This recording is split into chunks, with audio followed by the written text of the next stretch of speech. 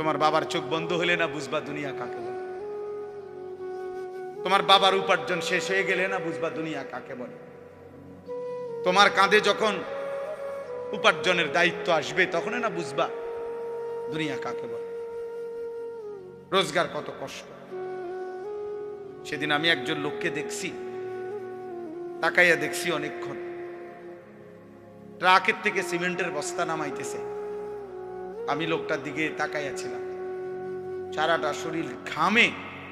আমার মনে হয় যেন লোকটা মানে পানির মধ্যে, সারাটা চুল চেহারা তার ঘামে, ঘাম বাইয়া বাইয়া পড়তেছে।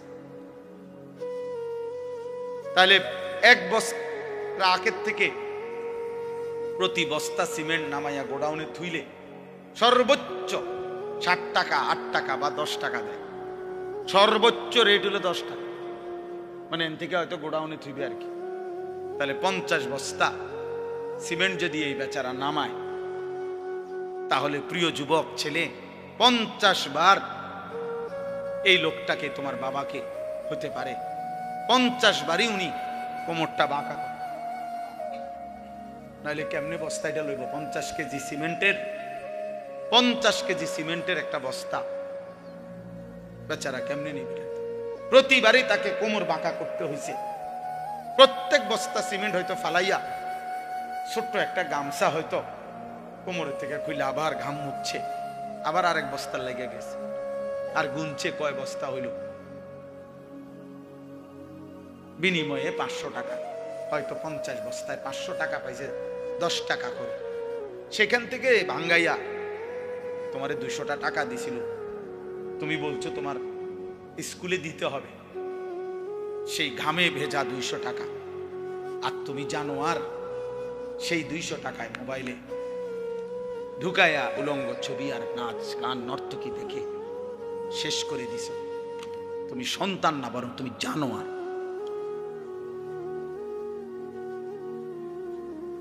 তুমি সন্তান, তুমি মানুষ না, বরং তুমি কুত্তা, তুমি জানোয়ার। তুমি জানো না তোমার বাবার এই 100টা টাকার পিছনে কতগুলো ঘাম ঝরছে, বেচা কতগুলো ঘাম ঝরছে।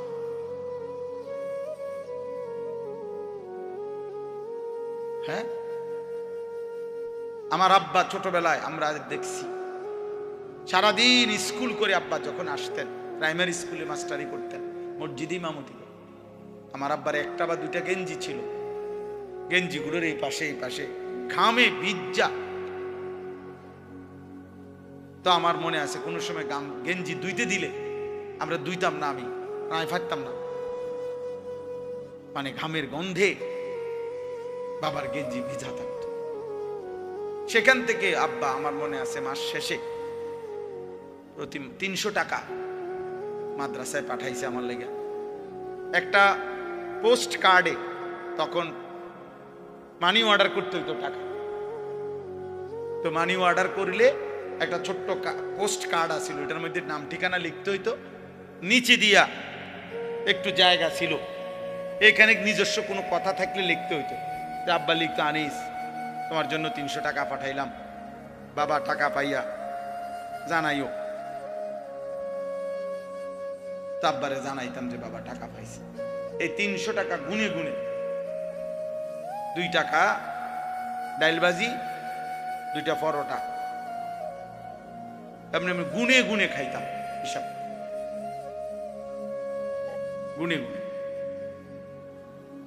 এই জন্য দোস্ত আমার, বন্ধু আমার, আমি বিষয়টা বললাম, মেহনত, যথাযথ পরিশ্রম মানুষকে দুনিয়াতেও ভালো করে, আখিরাতেও ভালো। অনেক নওজোয়ান মাশাআল্লাহ, প্রিয় ভাই, আমি অনুরোধ করি পরিশ্রমী হও, মেহনতি হও। এমন সুন্দর জীবন, সুস্থতা, এমন সুন্দর যৌবন, এই শুধু শুধু নারী দেখে দেখে না, এটা মিলে যাবে না। এই যে মহিলারে তুমি রাত দিন মোবাইলে দেখো, এগুলা পাইবা তো, তোমার একজন বিবি হবে, তোমার একজন স্ত্রী হবে। আর যেটা চাচ্ছ মনে, এটা পূরণ হবে। এই পৃথিবীর লাখ লাখ কোটি কোটি মানুষ স্বামী স্ত্রীর মিলনে এরপরেই এই মানব প্রজন্ম এখানে আসছে। আজ এটা তোমারও হবে। এটার জন্য অল্প বয়সে কুত্তার মতো হওয়া, চরিত্রহীন লম্পট, যে রাত দিন নারী দেখে, ছবি দেখে, জিনা ব্যভিচারের দৃশ্য দেখে, এমন নিকৃষ্ট জানোয়ার হওয়ার কোনো দরকার নেই। এটা এমনি মিলবে।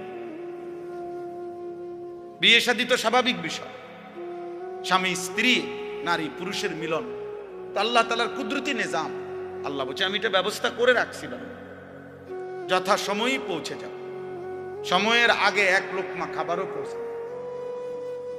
আমরা কিতাবে পড়ছি, কিতাবের মধ্যে আছে, আমরা পড়ছি যে হে আল্লাহর বান্দা, তোমার লোকমা যদি, তুমি আসো জমিনে আর তোমার একটি লোকমা যদি পাহাড়ের উপরেও থাকে, তো নিশ্চিত মনে রেখো, ইয়াকিন, পাহাড়ের উপরের ওই লোকমাটাই তোমার মুখে পৌঁছবে। আর আল্লাহর ওলিরা বলেন, যদি হে আল্লাহর বান্দা, তুমি মুখের কাছে দুই ঠোঁটের সামনে নিয়ে আসছো লোকমা, কিন্তু যদি সেটা তোমার ফয়সালাতে না থাকে, খোদার কসম ওই লোকমা তোমার ভিতরে ঢুকবে না। যেটুকু বরাদ্দ ওইটা যদি পাহাড়েও থাকে সেখান থেকে নেমে আসবে, যেটা বরাদ্দ নাই সেটা ঠোঁটের কাছে থাকলেও সেটা কি হবে না, মিলবে না। অতএব আমাদের জীবনের এটা বড় বুঝা উচিত। আমি বেশি আফসোস করি যে ছেলেরা, বাবা কেন বুঝতেছো না যে তুমি তোমারে চিনলা না কেন? কমপক্ষে ডানে বামে তাকাইও না, এই সমাজের কারো দিকে তাকাইও না, তোমার দিকে তাকাও তো একটু, যে আমি কি করছি সারাটা দিনে। এটা কি একটা সুস্থ মানুষের কাজ? সারা দিনে আমি বেশি ব্যস্ত ছিলাম। আজকে মাগরিব পর্যন্ত আমার বাচ্চা অসুস্থ ছিল, আর আমি ডাক্তার দেখাইয়া বাসাত রাইখা সুদর্ণপুর আমার শায়েখ আরিফ বিল্লাহ আল্লামা মুফতি মুশতাকুন নবী কাসেমি হযরতের মাদ্রাসায় আমি যাইতে হয়েছে মাগরিবের পর। ওইখানে ইসলাহি মাহফিল, সেইখানে আমি 20 মিনিট বয়ান করছি। এরপরে এখানে আসছি, আমি বারবার যোগাযোগ হইতেছে যে দেরি হয়ে যাইতেছে বা আমার আরেকটা মাহফিল আছে, সবই ঠিক আছে, কিন্তু আমি মাঝখানে ঠিকই এরপরেও এলিটগঞ্জ পাম্পে আমরা এশার নামাজ জামাতে পড়ে আসছি। মাহফিল যদি কাইতে হইয়া যায়, শীত হইয়া যায়, আমাকে আমার নামাজ তো পড়তে হবে না? শ্রোতা যদি চলেও যায়, আমাকে আমার নামাজ পড়তে হবে না? ওই দেখো, ঠিক ওই দেখো, ওই অপদার্থরে দেখো, ঠিক মতো চোখেও দেখে না, কিন্তু মাগার মোবাইলে এমনি, হ্যাঁ চোখের লগে লাগাই এলাও, এটা গাম দিয়া কষ্টেপ লাগাই দাও, এই যে আছে এখানে কষ্টেপ। হ্যাঁ হ্যাঁ, না না, লজ্জা, লজ্জা হবে কোন দিন? কোন দিন হবে বলেন? হায়া হবে কোন দিন? তাইলে শিখবে কোন দিন আমার ছেলেরা? সন্তান শিখবে কোন দিন? ফেরাবে কে এদেরকে? কারো। সবাই আমরা, সবাই ভাবতেছেন পাশ কাইটা জায়গা, সবাই ভাবতেছেন মাথা নোয়া জায়গা, সবাই ভাবতেছেন যার যার রুমে ঢুকে গেলে, ঘরে ঢুকে গেলে দরজা বন্ধ করে দিলে নিরাপদ। আল্লাহর কসম, কোন সমাজের মধ্যে যদি জিনা বেড়ে যায়, বেবিচার বেড়ে যায়, নারী ছেলে মেয়ের অবাধ মেলামেশা চলাফেরা যদি বেড়ে যায়, রব্বে কাবার কসম কিতাবে আছে, ওই সমাজের কোন ঘর আর পবিত্র নারী মেলা কঠিন হয়ে যায়। আগামীর প্রজন্ম হয়তো নেককার মেয়ে, চরিত্রবান মেয়ে, সতী সাথী মেয়ে মিলাটা কঠিন হয়ে যাবে যদি জেনা বেবিচার আর পরকিয়া আর হারাম অসভ্যতা এইভাবে ছড়িয়ে যায়। বর্তমান সময়ে মানুষের সবচেয়ে বেশি যেই গুণাটি হচ্ছে সেটা হলো এই চোখের গুণ। কিসের গুণা বলেন? এই চোখের। দিবা নিশি আমাদের মা বোনেরা বেপর্দা রাস্তায় চলছে, নিজেদের ভিন্ন রকমের অঙ্গভঙ্গি, আর এটা পুরুষ প্রতিনিয়ত দেখছে, অথচ এটা হারাম।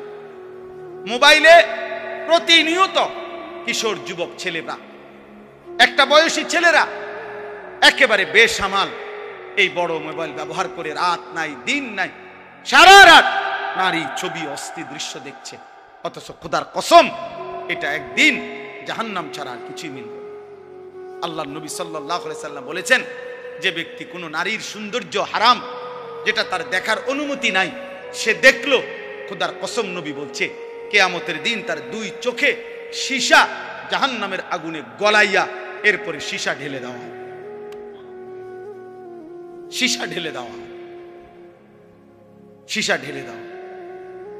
অতএব আপনাদের কাছে অনুরোধ করছি, এই ছোট্ট কথাটা আল্লাহ তাআলা আমাদেরকে বলছেন, ইয়াগুদ্দু মিন আবসারিহিম, চোখ নামাও, চোখ।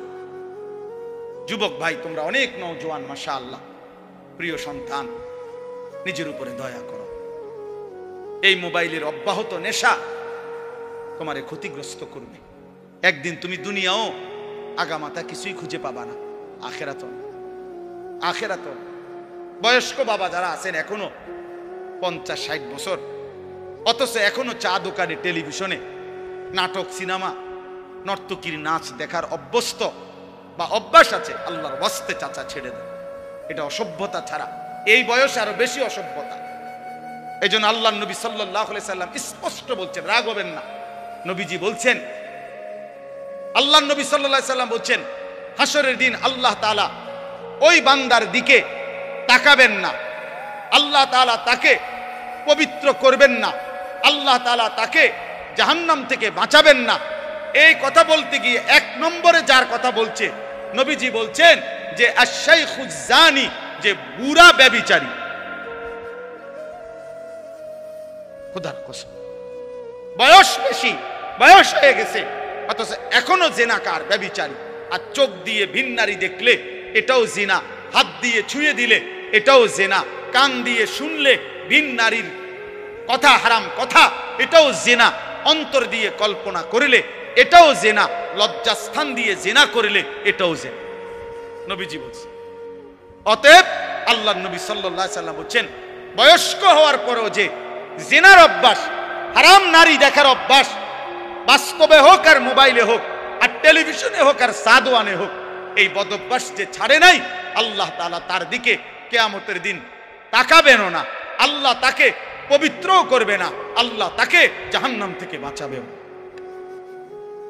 অতএব দয়া করে জওয়ান কিংবা বৃদ্ধ এবং নারীরা যারা, পরের আয়াতে আল্লাহ বলছেন, ওয়া কুল্লিল মুমিনাত ইয়াগদুদনা মিন আবসারিহিন্না ওয়া ইয়াহফাজনা ফুরুজাহুন্না। আল্লাহ বলছে মুমিন মহিলাদেরকেও বলেন তারা যেন ভিন পুরুষ থেকে তাদের চোখ নামিয়ে রাখে এবং তারাও যেন তাদের লজ্জাস্থান হেফাজত করে। অতএব চোখ হেফাজত করা, হারাম দৃশ্য, হারাম ছবি, অশ্লীল নাচ গান, হারাম নারীর দিকে তাকানো যত মন চায়, বা যদি কলিজা ছিঁড়েও যায়, যদি কলিজা ছিঁড়েও যায়, 1000 লক্ষবারও যদি মন চায়, প্রিয় যুবক আমার, নওজোয়ান সাথী আমার, প্রিয় ভাই আমার, বন্ধু আমার, মুসলমানের সন্তান, তুমি ফিরে আসো। আমি এক বন্ধু অনুরোধ করলাম, এতে করে লাভ কি হবে? যালিকা আযকা লাহুম। কোরআনের এই আয়াতে আল্লাহ বলেন, যদি কেউ এই 2টি কাজ করে, 1 চোখ হেফাজত করে, 2 লজ্জাস্থান হেফাজত করে, আল্লাহ বলেন আমি ওয়াদা দিলাম, আমি তার অন্তর 100 100% আমি তার দিল পবিত্র করে দেব, 100% পবিত্র। ইন্নাল্লাহা খাবীরুম বিমা ইয়াসনাউন। আল্লাহ বলে, বান্দা যখন তোমরা যাই করো না কেন, যেভাবেই করো না কেন, একাকী কিংবা লুকিয়ে, রাতের আঁধারে কিংবা গভীর রজনীতে, ইয়ারফোন লাগাইয়া কিংবা লাইট নিবাইয়া, দরজা বন্ধ করে কিংবা সিটকারি লাগাইয়া, রাতের গভীরে কিংবা পাহাড়ের জঙ্গলে কিংবা পাহাড়ের চূড়ায় কিংবা জঙ্গলের গভীরে কিংবা 7 তবক জমিনের নিচে কিংবা 7 আসমানের ঊর্ধ্বে, যেখানেই যা করো না কেন, আমি খবর রাখি, খবর রাখি, আমি দেখি বান্দা, আমি দেখি বান্দা, আমি দেখি। গোবর থেকে দুর্গন্ধই বের হবে, গোলাপ ফুল থেকে সুঘ্রাণই বের হবে। অতএব রাস্তা রাস্তায় ঘুরতো যেই মেয়ে, বিবাহের আগে কোনো না কোনো ছেলের সাথে হারাম কোনো সম্পর্ক করতো যে মেয়ে, আল্লাহর কসম এই অপবিত্র মেয়ে থেকে পবিত্র কিছু আশা করা যাবে না। এই গোবর থেকে দুর্গন্ধই বের হবে, এই গোবর থেকে দুর্গন্ধই বের হবে। অতএব এটা ভাবা দরকার, আমরা এটা বোঝা দরকার আমাদের প্রজন্মের হেফাজত দরকার। একটি সমাজের মধ্যে সবচেয়ে বড় সম্পদ, একটি ঘরের সবচেয়ে বড় সম্পদ, একজন বাবার সবচেয়ে বড় সম্পদ তার স্ত্রী সন্তান। খাট যত দামি হোক দোস্ত, 20 বছর পরে এই খাট ওই ঘরে থাকবে না। পৃথিবীর সবচেয়ে মজবুত কাঠ দিয়েও যদি সোফা বানায় 5 বছর লাগবে না, এটার বার্নিশ উঠে যাবে 3 বছর 4 বছরের ভিতরে। পরবর্তী 20 বছরের ভিতরে ওই ফার্নিচারের নাম গন্ধ ঘরে পাওয়া যাবে না, কারণ এর পরে আরো বহু লেটেস্ট মডেল পৃথিবীতে আসছে, যার কারণে ইডি হালাই দিছে। বুঝেন নাই কথা? এটা মসজিদে যে আগে মোজাইক হইতো, আমি তো দেখছি ছোটবেলা মেশিন দিয়া ছোট ছোট ছোট গুড়া গুড়া পাথরের গুড়া মোজাইক করতো। আর এগুলার মোজাইক আগে ছোট ছোট এলো মেলো পাথরের কঙ্কর, ছোট ছোট পিচি পিচি পিচি না মোজাইক দেখছেন না? কই এখন আসেনি এগুলা। মোজাইক ভাঙ্গা টাইলস লাগা, মানে এমন মসজিদ যেখানে আগে মোজাইক ছিল, কয় না এটি ওনার ভাল লাগে না, আরে উড়াও এটি উড়াও, টাইলস পুরা মসজিদ টাইলস করো, টাইলস করো। পুরাতন গ্রিল বদলাইয়া SS5 এর দরজা গ্রিল লাগানো হয় কিনা বলে? তাইলে বাবা বলে দুনিয়ার